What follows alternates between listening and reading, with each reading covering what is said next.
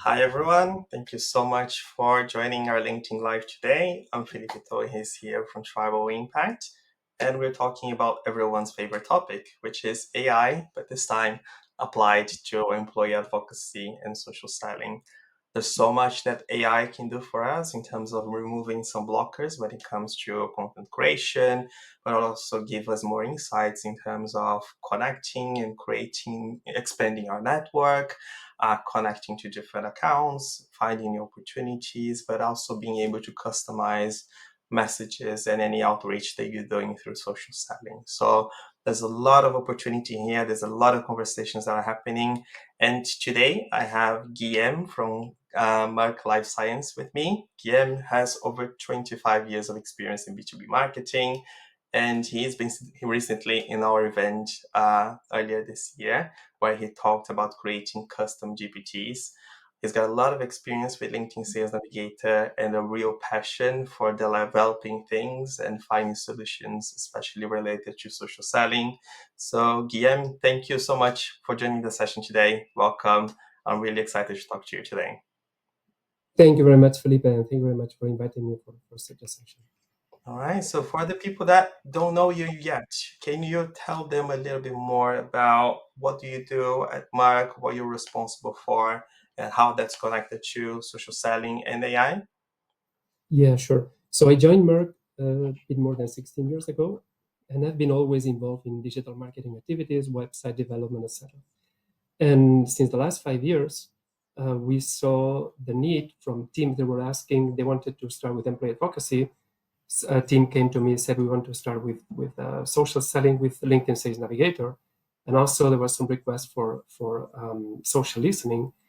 And what we did was building those three topics under one roof that we called social selling. And what we did, frankly speaking, we learned by doing. So the experience that we had was not very high at that time. And then, at least for me, I'm talking for me, obviously. And I had to jump quickly because there's something I've been done most of the time during my time at Merck. And we saw the need, we saw the need, the request, and also we got the support to drive such topics. So lately what I was focusing was on those three topics: so employee advocacy, social listening, and LinkedIn Sales Navigator.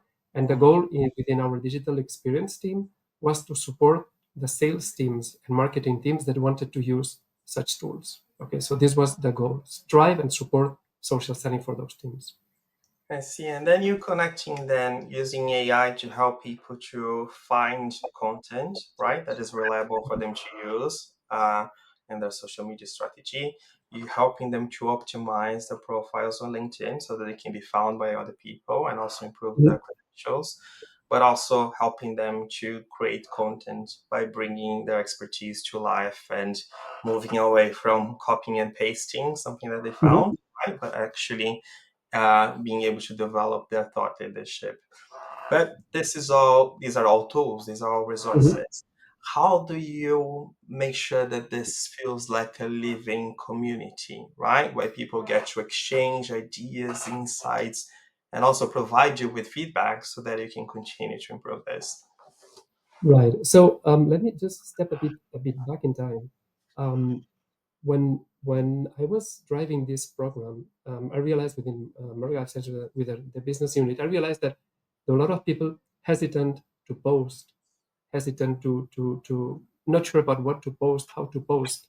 Of course, we have our employee advocacy tool, obviously, and people can reuse content that has been published. But some people wanted to publish and they were not sure if the content was correct, if they what how should they write. You know that, of course, we're a multinational company. Not everybody is a native English speaker, and so there's always this hesitant, right, on how to behave. And this was the first thing that I noticed lately. And then what we did is that within Merck we have an internal GPT tool, okay, that was launched in June 23. So 2 years ago, a bit more than 2 years ago now, and it's our internal GPT tool, and everybody has been encouraged to use it, okay. Mm. And this has been really good for most of us, okay. I think for everyone. And at that time, close to a year ago, I saw the opportunity to think about how GPT could help those people.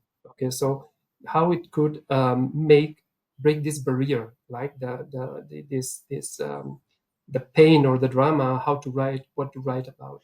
And this Mhm. one, I thought maybe those tools that are available to everyone, maybe we could just start um, making things easy for them. And this Mhm. is just the idea when I started thinking, how could I, because we have the ability to build custom GPTs, right? Which is a GPT that you write the instructions and then just people then can reuse it every now and then. So the first idea was, okay, how can I help them write? Right? How can I do this for them?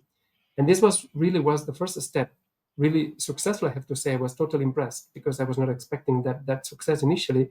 Because what I did initially was building it for me. So I built it for me and it worked. And I said, yeah, if it works for me, maybe let's share it with others. And I started sharing with a really small group of people. And when I realized that it was improving and it was really useful, well perceived, then I was promoting it a bit more within our community, with our more colleagues. And then it really, I have to say, it really exploded. And this was the first GPT that I built that I, later on it evolved as well. Then on Mhm. the other side was, yeah, if I want to build my personal brand, um, who do I want to be? How do I want to be seen? How do I want to be perceived? And here's when we had a meeting, internal meeting, and there was one person that was giving an explanation about personal brand. She had some prompts already for ChatGPT, or for we call it MyGPT at Merck. And I was reusing those prompts that she wrote, Mhm. and I built also a custom GPT for that. And with this other custom GPT, I was able to allow everyone to use it to define who they want to be, how they want to be perceived, who is their audience, how they should talk to their audience, and even plan a calendar, even if they want to. Okay, and which topics should they talk about, not talk about, and so on and so forth. And then the last one, of course, was when it comes to, of course, personal brand. We have to say mainly we focus on LinkedIn, right? So LinkedIn is like, yeah, I have my LinkedIn profile, but is it correctly set up? Is it okay? Is it providing information that my prospect would expect from me or my possible new customer? And this one, I built another GPT that was helping improve their LinkedIn profile. And with those three tools, this is when I said, I think this gives them the ability to start being more proactive on building their personal brand, or at least in another way that they have no excuse not to start. Mhm. I have so many questions for you, Guillem, about this topic, so that I can tap into your expertise and the experience that you had around it, but also reminding our viewers that you can send your questions here in the comment as well, so that we can send those to Guillem and we can discuss that. So feel free to do that. I think you tapped into a couple of things that I found very interesting. The first one being how important it is for AI to be adopted across the business so that you're getting that buy-in and people see that this will be adapted and used in different ways, right? From production lines to the use of technology and how that's embedded into the tools that we use every day to do our job, so that you don't have that much of a no objection when you are introducing them to an AI tool. I think that's important as part of the process, but you guys are in a regulated industry, which brings things even to another level of security and compliance. How do you tap into some of those concerns about data protection, about whether this is safe to share or not, and using AI in a way that feels ethical but also safe for the employee? Yeah, so that's really a good question, I have to say. And on the one side, the good thing is that we have our own internal GPT. Of course, this makes things easy, let's say, from a leakage as we can imagine. And on the other side, when we have been asked to use or encouraged to use the GPT tool, we have a really strict terms and conditions that we need to follow. And this is very strict. And it contains many topics that we should really follow. So, for example, do not enter any personal information. Even though it's internal and it's encrypted, we're not allowed to enter personal information of anyone, okay, as an example. So whatever we use, when we use the GPT, we must fulfill these terms and conditions criteria. Okay, and this is kind of course, this is sits on our side, or on the user side. It's ultimately is your responsibility, but yeah, you must, let's say, obey those terms and conditions. And of course, I agree. In our market, it's quite regulated, but that's how it is. On the other side, I think it's good because, as I said, we have an AI team, which is really encouraging everyone to use it. We have trainings every second day, second week, something like this, to help writing prompts, to even build those custom GPTs and so on and so forth, to see. And we learn a lot from examples from others when we use the tools. And ultimately, in the end, you learn by doing and learn by copying. And when you see what others are doing, it also helps you for those questions. Should I do this? Should I not do this? Okay, then you have some guidelines as well. And we also, of course, have a team that we can reach out anytime if we have some concerns and questions. Yeah, I know that we're talking about custom GPTs, which is a bit more specific to what you're able to use to do using OpenAI and using ChatGPT, but there are equivalents to that on Google Mhm. Gemini, for example. You can also use Microsoft Copilot and create your own agents as well. So this is where generative AI is going, right? Not just for you to be able to search for information and get that through a prompt, but also create like an agent that can Mhm. automatize that work for you. Mhm. But you were Yeah. talking to me and you said that you've learned from a few mistakes and things that you Mhm. had in the past that you were doing. Could you mention a couple of things that you've learned that you wouldn't do the same way, or that you found that it's simple to do in a different form? Yeah, that's a good question.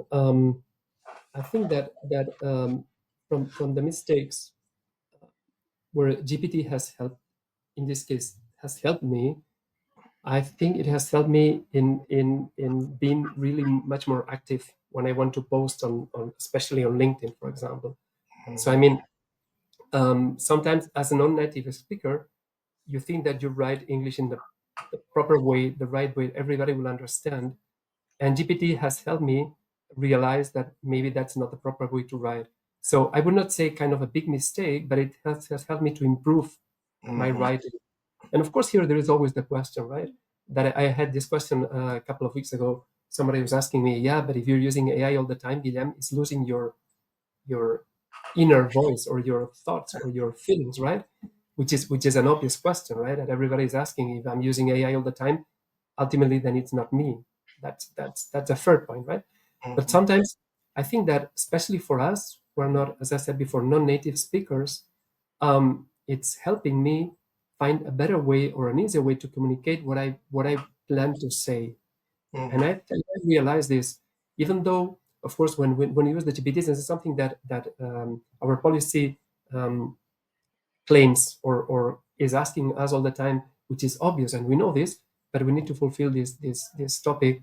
And it's like whatever reply you get from the GPT, double check it, yep, read it twice, right, before doing something with it. Okay, so this is also something that I do, right? When GPT suggests me something, sometimes maybe it's too maybe Oxford written English style that I would never use this word, right? So I need to fine tune it here and there. But ultimately, I think that GPT is helping me being more clear on how or better understood on how I want to express myself. This may not be an error or mistake from the past, but it has been a really cool learning phase for me. And this is something that I also try to promote when using our this custom GPT, in this case, the one that helps you um, improve your LinkedIn profile or post mhm. on your social media channels. Yeah, I agree with you. I think, look, we are going through a change now where there's going to be a huge increase in content that we're going to see everywhere, not just on LinkedIn, but pretty much on any social network, on, news websites. I personally don't see that as a battle between AI content and human content. It's the challenge of good, reliable content versus bad, unreliable content, right? So Yeah, sometimes it's better to sound like it's AI based, but yeah, to be structured, to be clear, to be well written, to be accurate, than to have something that has been humanly created, but that is challenging for someone to understand or make use of that information, right? Right, right. That's a really good point because this week I had to write an article, and I was just brainstorming my ideas on our my GPT. Said, "This is my ideas. Help me write the concept and develop it a bit." And the outcome, I thought, yeah, the outcome. I don't know if I would be writing this in this way. So let me see. And we know that there are 1,000 tools online that you just copy paste the text, and they tell you how much it has been AI generated or human generated. Okay, we know there are several like this. And then I was testing a few of them, and even with that, I realized that after fine tuning the answer from the GPT, giving some information, some more context, telling them I'm not English native speaker, I even copying type of text that I'm usually writing, that it would get influence and understand how I write. The final one I was copying in several ones, and some of them told me it's fully human generated. Some others would tell me it's 60, 70, 80% AI generated. So Yeah. then I began a bit to distrust. And this is when I asked myself, how relevant is it? What you said now, right? How relevant is it if the content is AI generated or not? If what I'm saying, it's written in the proper way. What I see written, the outcome fulfills my expectation. And this is how I will write it. Okay. So this one, so where is the thin line? Is it really that important? Of course, you never use the M dash, right? We all know this. When you see an M dash, it's always GPT generated, and we know this very well. Right? So this is one of the instructions I'm giving to the GPTs. The custom GPT, I have a clear instruction that says to never use the M dash, okay? Yeah. Because it clearly shows that it's GPT generated.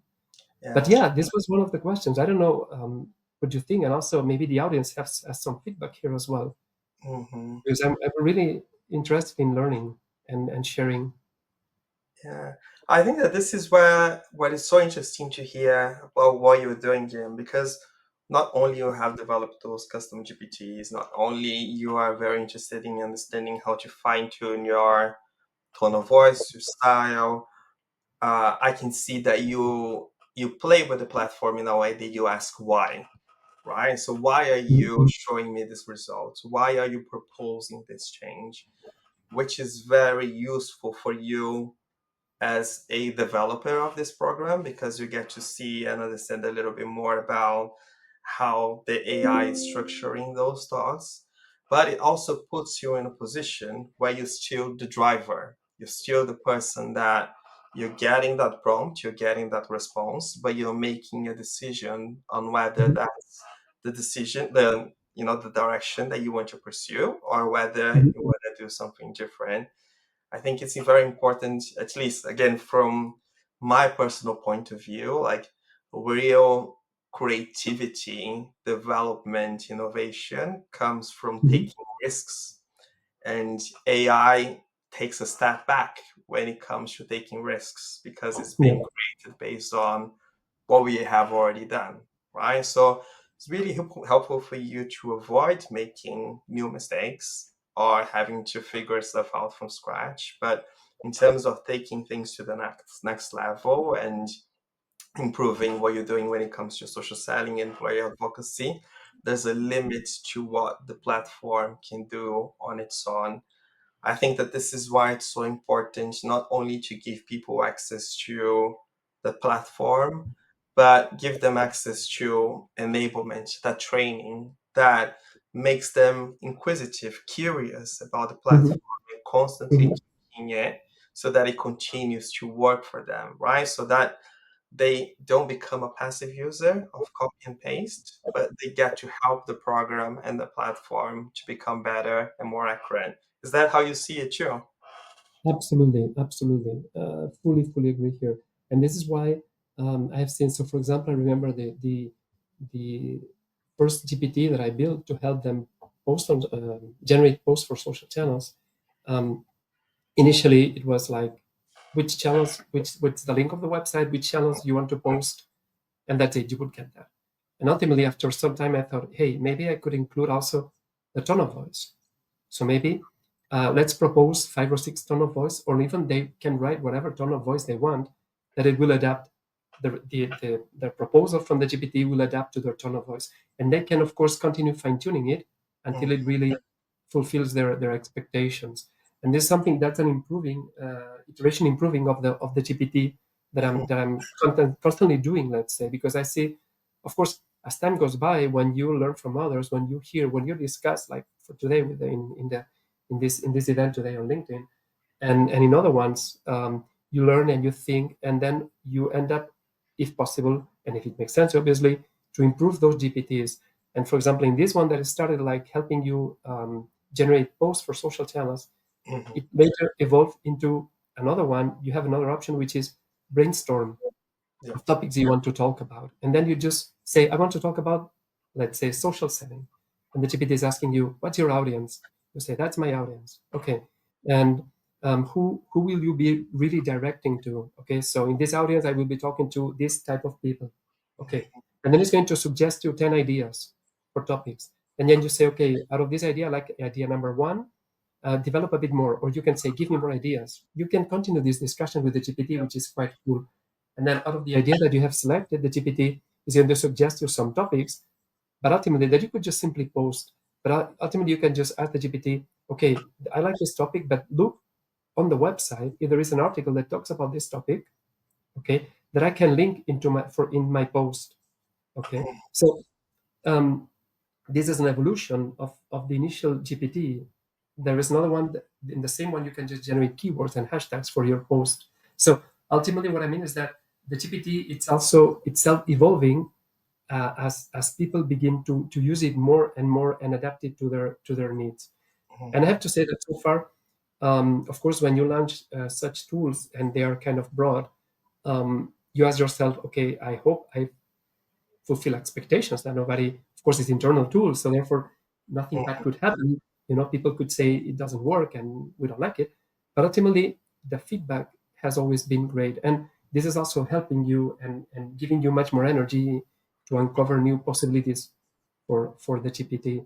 And this was something that it was really helping me, really being trustful and see the benefit that is helping the community and helping them in being more active, being in the employee advocacy land, let's say. Yeah, and I guess where it gets really exciting about the future as well is how it's becoming easier to integrate other data sources into ChatGPT, into Gemini, and the other tools. Because now, when you can integrate your CRM data, for example, when you can integrate the content that you have from your emails, then you Mhm, get to understand not only accounts, not only people, but you can think about patterns, right? So mhm, how does this industry respond to my messaging and how can I tweak it? How does this level of seniority respond to this and how should I address it? What kind of pain points that I can solve should I be highlighting in this content? And what is the content strategy that you, as a trusted advisor, you as a specialist, can create through your content so that mhm, you are displaying that, right? I think it really helps us to bridge that gap, which is social sellers are very great on doing the connections, right? That's what we love mhm, to do. We have mhm, the networks, we're great at connecting with people, but the way that you nurture those opportunities is through content. So I think that it really helps to bridge that gap. We do have a question here for you, Guillem, which mhm. is how did you customize your proposed GPTs, and if it's possible to do the same on AI tools like Copilot or Gemini? I think we touched a little bit on that, but if you could say Mhm. that for us. Sure. Yeah. First of all, thank you very much for the question. That's a really fair question. Yeah. Very quickly, we have our own GPT tool, of course. So therefore, in this GPT tool, we can use various models. So ChatGPT, and Claude, and some others. Okay, you can use a few. But the good thing is that we can build those custom GPTs. That is, if I'm not mistaken, and because maybe I'm too biased because I only work with our internal tool. Um, Custom GPT, the free model, the free package doesn't allow you to build custom GPTs. Okay, that's the first thing. You need to move into the paid model. I think the one that is around 30 euros per month. With this one, you can build a custom GPT. Okay, I unfortunately don't know about Copilot and Gemini. I don't know. What we can do at Merck is that we can build a custom GPT, and instead of using ChatGPT, we can use Claude, for example. Okay, Mm-hmm. which is more flexibility. But I hope this answers the question. Would be the paid model of custom GPT, the one that allows you to build the custom GPTs. And I'm not sure there was another question, Felipe. It was only one. No, I think there was that one on the list, but I'm gonna ask Ryan to put another one if there was. But Martin, just talking to you a little bit more about Copilot because I also play with that one and Google Gemini. You can also do pretty much the same level of customization. ChatGPT is a little bit like in the forefront when it comes to developing those custom GPTs and has a level of customization that Copilot doesn't, and Gemini as well. But on Microsoft Copilot, they are called agents. So if you do have a paid account with Copilot included, you should be able to do that. And with Google Gemini, the same. You also need to have a pro account, and then you're able to create, I think they call it gems, and then you also be able to create your custom GPTs and share that with other people. Without revealing much of your secrets, Guillem, where do you see this going next? What would you like to be able to do with AI when it comes to social selling? Like, what is the next step in terms of doing better outreaches and helping us to increase, deal sizes and accelerate sales cycles through the use of Yeah, AI? yeah, that's a really good question. Now I will be a futurist, which even though I'm not very good on that, but I will try to. You unveiled already a few things, right? So we would expect these automation processes, right? So the task we see now, for example, in LinkedIn Sales Navigator, we see already this, right? I don't know if the audience is familiar with LinkedIn Sales Navigator. Is a tool that helps you. It's a licensed program for LinkedIn that helps you find leads and follow accounts, which mean follow companies, understand what they post, how they post, and really uncover many business opportunities. And of course, as I said before, finding the right people to target. Uh, LinkedIn is already providing us some AI tools already with the account IQ, lead IQ, and even writing a message with AI. Right. So LinkedIn on the one side is already fulfilling some of the tasks that could be part of this future step into AI. If we would be only talking about LinkedIn Sales Navigator, but of course, if we would integrate it in our landscape, I think that there's going to be sooner or later the need to have autonomous AI systems or agents Mhm. that will do all the tasks for us, like filtering and pre-filtering, for example, lead qualification, which is always a challenge, right? The lead qualification process that can be done automatically based on some actions from the leads, from marketing, digital marketing responses or reactions to what you say to them based on what they do. We have some automations, of course, everybody has some automations done, but not only automations, but using AI to generate some really relevant outcomes for the sales manager or for the account manager that really understands before I go to visit my customer, where is this customer nowadays? What happened with this customer until now? What can I get from this information, right? Before visiting the customer or before we, of course, reaching out to the customer. And then yeah, hyper personalization, right? So Mhm. that we are able to write a message to someone totally focused. As I said before, LinkedIn is already giving us this ability using when we have LinkedIn Sales Navigator. When you write a message to a contact or to a prospect, LinkedIn is already helping you write the email based on the product that you want to sell, which is really cool. But I think this is the first step. The next step would be really what I said before. That's all information I have from this customer. That's what he has purchased. That are his interests. That's his or her company. And based on this, I need to send to that person a mail, totally personalized. There is no doubt that that person will open it. Okay, so really, and of course, send it on time. Obviously, not the time of the day, but the time of the customer journey. Right? When is it really necessary to send it?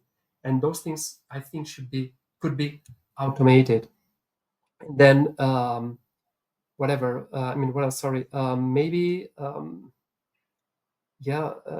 understand the full customer journey from the beginning to the end, and see the AI would tell you in which steps you should be focusing more, right? Mm-hmm. During the whole customer journey, maybe you're missing some points here and there, or you're missing some customers at this stage, and maybe you need their warm leads that you're missing, you're forgetting about them, and maybe they will be in the real time now, the right time to reach out to them with those personalized messages. Of course, this integrated with, as I said before, you said, right, with the CRM, with the ERP, with all the type of tools and connections that we could really help, that AI really could help the sales teams be much more effective. And the same thing would be, for example, for employee advocacy. I see the same thing. So posting, being active and posting on social channels, on LinkedIn, Twitter, etc., at the right time with the right content to a specific group. Okay, so this is really custom made content that can be digested by our audience on the right time. And I think AI is going. There is really a lot of power here, with this AI agents capabilities that we have just starting to unveil, or at least on my side, really just starting to unveil with those custom GPTs. Yeah, I love that. I think it's a really exciting time to be playing with those tools and to be a bit experimental about how they can impact employee advocacy, how they can impact social setting, because what you're doing now is also impacting where these tools are going to go, what kind of results they're going to show us in the future, right? Like, and Mhm. there are a few gaps in terms of information that we would like to get and how we would like to be able to receive that with less prompts, less research, and more available on tap. But it does really look like it's going in that direction. Mhm. Again, thank you so much for joining in the session today, sharing your thoughts, your insights, all of your experience, your expertise. I'm sure you'll be back at some point with more news on what you have developed. But I wanted to thank you in the name of Tribal Team, and also thank you to everyone that joined the session today.